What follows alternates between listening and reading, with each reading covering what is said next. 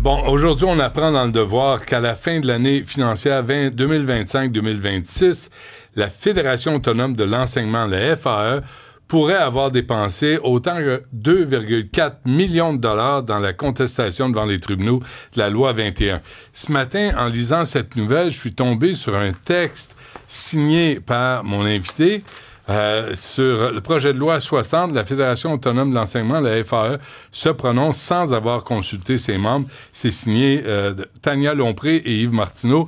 Tania Lompré est avec nous. Madame Lompré, bonjour. Bonjour. Merci, docteur en éducation, chargé de cours dans plusieurs universités, enseignante. Vous avez fait votre tour. Vous étiez à la FAE, vous? Oui, j'étais à la FAE il y a plusieurs années. Là. Maintenant, je n'enseigne plus au CSSDM, mais oui, j'y étais.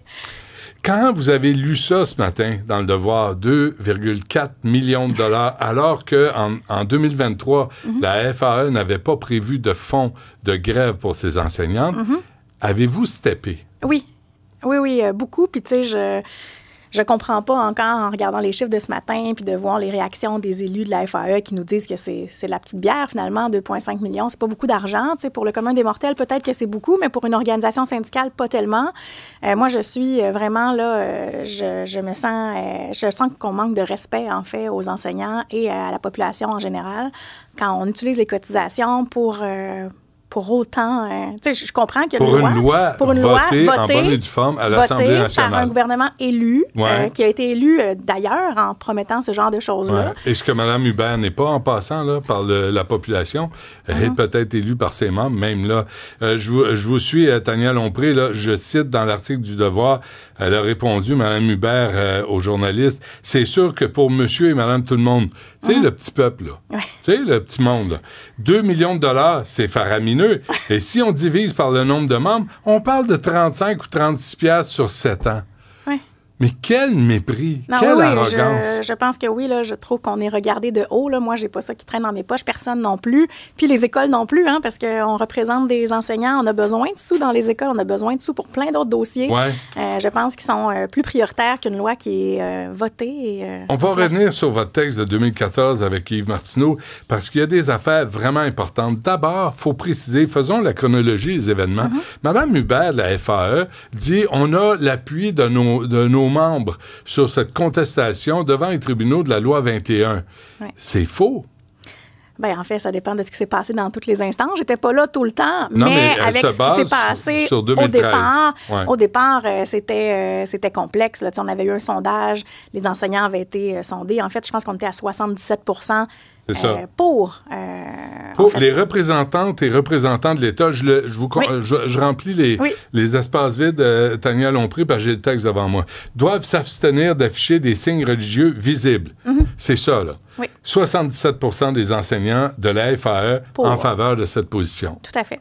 Et là, en tourloupette, c'est l'autre sondage qui parle, par contre, des droits acquis de ses membres.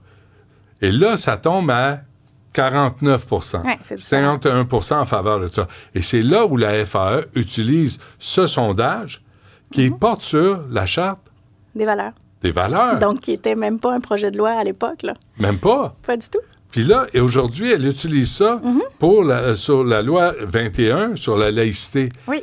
Mais d'abord, est-ce que c'est un détournement de fonds, selon vous? Bien, détournement de fonds, je pense pas que c'est un détournement de fonds, mais je pense que c'est un détournement de ce qui a été voté et, en fait, quelque chose de pas très clair. Donc, tu sais, si on avait dit aux enseignants, est-ce que vous nous accordez le droit de mettre 2,5 millions de votre argent dans ce dossier-là? Je ne sais pas quel aurait été le résultat. Ouais. Moi, je pense qu'il faut être transparent avec ses membres puis dire, OK, on s'en va au bâton là, pour les membres, mais jusqu'à combien on peut financer, en fait, dans ce projet-là? C'est pas normal qu'on se rende à presque 2,5 millions, alors qu'il y a quelques mois, on nous annonçait que c'était à peu près la moitié, là, en plus. En plus. Mais même 1 million, c'est 1 million de trop, alors beaucoup, qu'il n'y a pas eu de fonds de grève.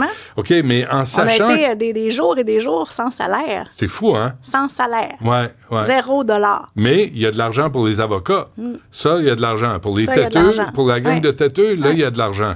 Est-ce que c'est illégitime de la part de la FAE et Mme Hubert de présenter la FAE comme étant contre la loi 21 et ses membres, alors que le sondage remonte à 2013 et ça portait sur la Charte des valeurs. Je pense que oui, c'est pas la même chose, c'est pas le même dossier.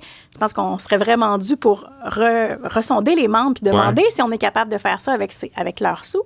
Donc, tu sais, c'est pas normal, selon moi, qu'on fasse ça, alors que, tu sais, on était dans le temps énormément à se dire, tu sais, peu importe, en fait, qu'est-ce que les gens pensaient il y a longtemps. Maintenant, on pense quoi? Est-ce qu'on peut ressonder? Est-ce qu'on peut... C'est de l'argent actuel. Est-ce qu'on peut savoir ce qu'on fait avec? Et sur quelle question? Et sur quelle question? Parce que c'est pas clair. Sur les droits acquis ou sur la loi 21 Parce maintenant? Parce qu'encore là, ce sera différent, puis la réponse sera différente. Ouais. Vous étiez nombreux à avoir signé cette lettre que j'ai... En 86. Quand même, qui était adressée au ministre à l'époque, Bernard Drainville. Oui. Et ça, c'était au Parti québécois. Oui. C'était même pas à la CAQ. Non. C'était même pas le même parti politique. Mais c'est épouvantable d'utiliser ça de la part de la FAE. Oui, je trouve ça vraiment délégitime, ce qu'ils font présentement. Bien, pas présentement, depuis plusieurs années et mois, en lien avec ce dossier-là. Oui, on nous roule dans la farine, là. Oui. Mais l'année Hubert, je l'avais en entrevue. Je ne veux pas passer l'extrait parce que j'ai le ministre qui attend. Mais je lui avais demandé combien, en novembre 2023, je lui avais demandé combien vous mettez, si vous n'avez pas de fonds de grève pour les enseignantes, vous avez mis combien? Ah, je ne sais pas. Ça faisait depuis 2018 qu'elle mettait de l'argent là-dessus. On l'aurait pris, là. Il y a des enseignants qui sont allés faire du Uber, qui sont allés faire autre chose. Ils auraient pris ces sous-là en fonds de grève. Là. Avant d'aller au ministre, Tania Lompré, vous avez dit deux choses que je trouvais importantes. Vous avez dit la FAE refuse d'écouter ses membres. Elle se paye les services d'avocat aux frais même des membres et pour émettre un avis juridique sur le projet de loi 60. Pourquoi avoir choisi la firme dont l'avocat Giuseppe Sciortino s'était prononcé contre la Charte? Les juristes sont loin d'être unanimes sur le sujet. Nous considérons que la FAE outrepasse largement les mandats que ses membres lui ont confiés. Pendant ce temps, nos classes manquent encore de ressources les plus élémentaires. En 2014, les élèves manquent de services, les écoles sont vétustes. Où sont les avis juridiques sur ces questions? Et c'est pire aujourd'hui. Hein? Je vous dirais que ça ne s'est pas amélioré. L'état des écoles, ça ne s'est pas amélioré. L'état des services, il n'y a rien de ça qui s'est amélioré. C'est vraiment étonnant. Restez là, Tania Lompré. Je vais aller joindre Jean Boulet, qui est ministre du Travail. Monsieur Boulet, bonjour. Oui, salut Benoît, comment allez-vous? Ça va bien vous-même? Oui, ça va bien. Est-ce qu'on a là, à la FAE, un bel exemple pour justement appliquer ce que vous prônez, la cotisation facultative envers les syndicats? Absolument. Écoutez, c'est un des éléments qui a été documenté beaucoup par les médias dans la dernière année et demie, les 2 dernières années, de l'utilisation des cotisations syndicales de manière parfois incompatible avec la volonté des salariés. Moi, on ne s'intéresse pas à museler ou à interdire, mais d'avoir l'assentiment de permettre aux travailleurs de s'exprimer. Là, on parle de 2 millions de dollars, vous l'avez bien exprimé avec Mme Lompré, et ça va aller peut-être à 2,4 millions de dollars pour contester une loi adoptée par l'Assemblée nationale sur une valeur qui fait consensus au Québec, et ces argents-là auraient pu être utilisés de façon tellement différente, notamment pour verser des indemnités de grève. Mais Benoît, à votre question, oui, c'est un des cas qui rend légitime une intervention législative. Je me suis chicané avec Mme Senneville de la CSN, M. Joubert de la FTQ la semaine dernière, qui ont participé à des manifestations pro-Palestine, pro-Hamas. Mais d'un point de vue citoyen individuel, moi, j'ai pas de problème là, qu'ils fassent ce qu'ils veulent. Mais quand ils représentent un syndicat dans ce genre de manifestation-là, est-ce que ça vous pose problème? Moi, moi, je suis un partisan de la transparence, de la saine gouvernance puis de la démocratie syndicale.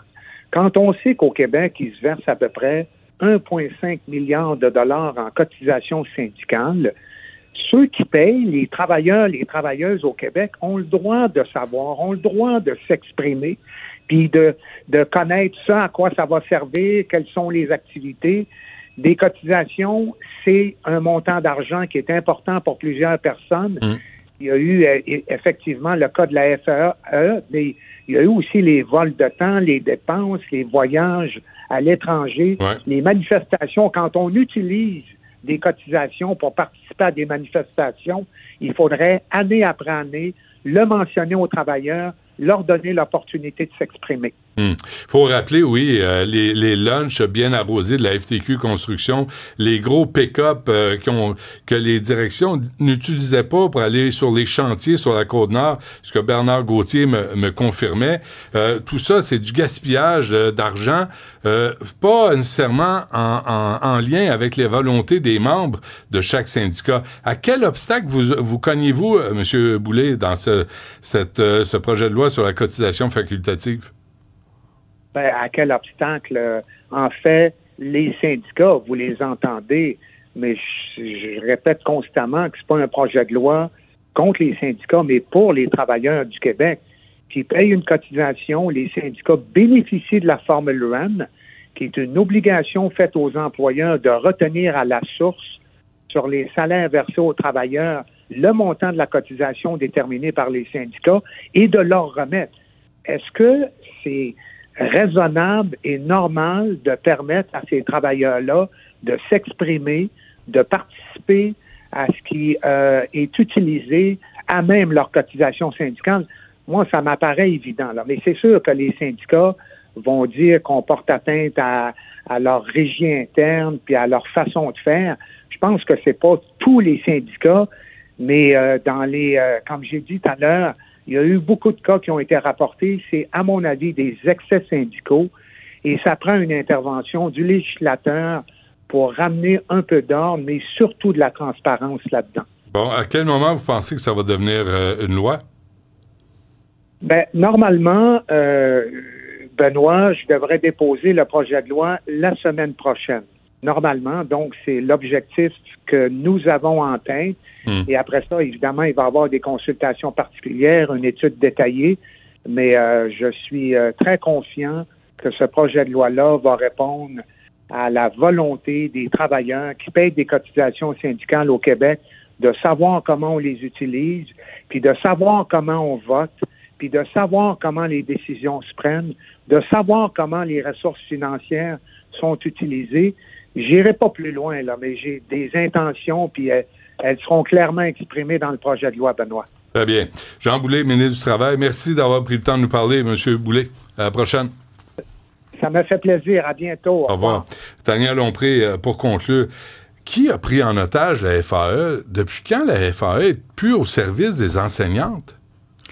Je peux pas vous dire, là, mais pour moi, ça, c'est un domaine où, en fait, je comprends qu'on protège certains enseignants, mais je pense qu'il y en a beaucoup qui ont besoin d'aide, qui ont besoin de services, qui ont besoin d'être entendus, qui ont besoin de services dans leur classe, et je pense que cet argent-là devrait être beaucoup mieux investi. À quel point la job est de plus en plus difficile comme enseignante au Québec? Je vous dirais chaque année. Chaque année, c'est de ça s'améliore pas. Ça s'améliore pas, c'est difficile. Moi, j'enseigne à des futurs enseignants présentement, puis les gens vont en stage, puis ils se rendent compte que c'est difficile, là, que l'état de la classe est épouvantable, qu'il n'y a pas beaucoup de services, que ils vont dire j'ai 140 $ pour ouvrir une nouvelle classe, qu'est-ce que je vais faire avec ça? J'ai rien. Je veux dire, c'est difficile. Les gens ne se rendent pas compte à quel point les écoles sont dans un sale état et qu'on aurait besoin... et en stage non rémunéré. Non. Paul, c'est pas comme la construction où tout le monde est payé, même pour apprendre.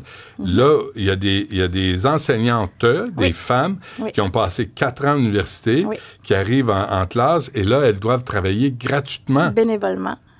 Ce qui est insensé, ce qui est un scandale. Ça fait des années. En fait, quand moi, j'étais à l'université il y a 20 ans, on demandait d'être rémunéré pendant les stages. Ce n'est pas encore fait. Ça n'a pas de Je ne sais pas comment on est supposé valoriser l'éducation, en fait.